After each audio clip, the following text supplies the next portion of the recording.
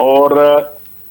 آج وہ بات لوگوں کے علم میں آ چکی ہے کہ وہ فیصلہ غلط تھا، کیونکہ اس جج کو جس نے غلط فیصلہ کیا، جس نے کنفیس کیا اپنے پروگرام میں،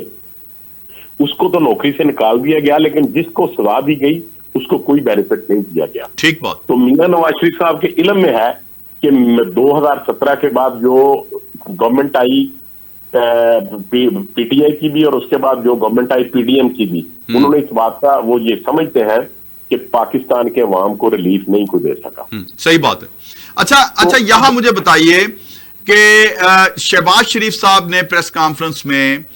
جو مہنگائی ہے، اس وقت بے روزگاری ہے، اس کا سارا ملبہ جو ہے وہ پچھلی گورنمنٹ کے اوپر ڈالا جو 3.5 پونے 4 سال کی تھی، تحریک انصاف کی۔ انہوں نے کہا جی وہ جو تباہی مچا کے گئے تھے وہ 16 ماہ میں ہم نے اس تباہی کو روکا،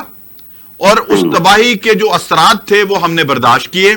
اور آج جو پاکستان میں آپ کو اکنامک ریوائیول کی ایک جھلک نظر آ رہی ہے، ابھی ہوا نہیں، تو وہ اس بات کی دلیل ہے کہ 16 ماہ میں ہمارا کام جو کیا ہوا تھا اس کے نتائج برآمد ہو رہے ہیں۔ دیکھیے بات بالکل انہوں نے درست کی ہے کہ جب ایک لیگل پروسیس کے تھرو پی ٹی اے کی گورنمنٹ کے خلاف عدم اعتماد کامیاب ہونے جا رہی تھی، تو انہوں نے کہا کہ یہ حکومت نہیں چلا سکیں گی پی ڈی ایم والے، کیونکہ ہم ان کے لیے بارودی سرنگیں بچھا کر کے جا رہے ہیں۔ تو وہ بارودی سرنگیں ثابت ہوئیں کہ اگر ایک اسٹیٹ کے درمیان کسی ورلڈ بینک یا آئی ایم ایف کے جو انٹرنیشنل لیول کا مالیاتی ادارہ ہے اس کے درمیان اگر کوئی ایم او یو سائن ہوتے ہیں تو وہ اسٹیٹ کے درمیان ہوتے ہیں، کسی فرد کے درمیان نہیں ہوتے۔ وہ عمران خان کے درمیان نہیں تھے، لیکن عمران خان نے اپنے حلف کی پاسداری نہیں کی، اور اپنے حلف میں جو پرائم منسٹر کا حلف ہوتا ہے کہ میں ذاتی مفاد کی بجائے ملک کے مفاد کو ترجیح دوں گا، یہی ایک مطمع نظر ہے حلف کا۔ لیکن اس شخص نے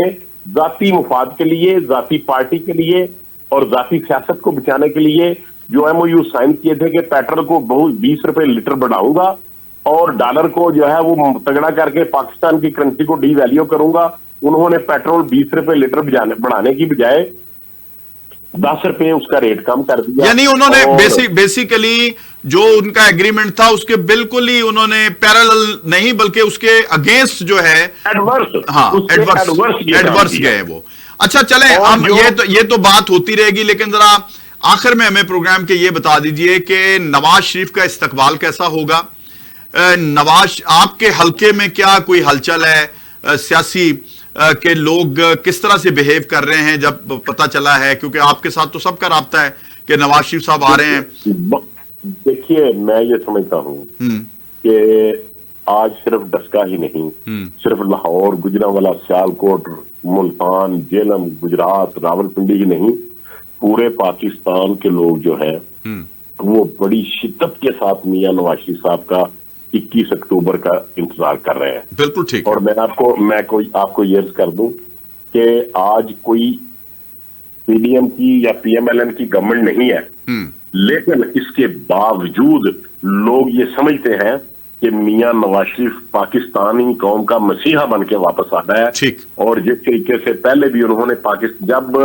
ایٹمی دھماکے کیے تھے تو امریکہ نے بہت زیادہ سینسز لگا دیے تھے، پابندیاں لگا دی تھی، پاکستان کی ایکسپورٹ ختم کر دی گئی تھی، لیکن میاں نواز شریف صاحب نے اپنی پالیسیوں کی وجہ سے بہت بہت شکریہ جناب آصف باجوہ صاحب، سینئر رہنما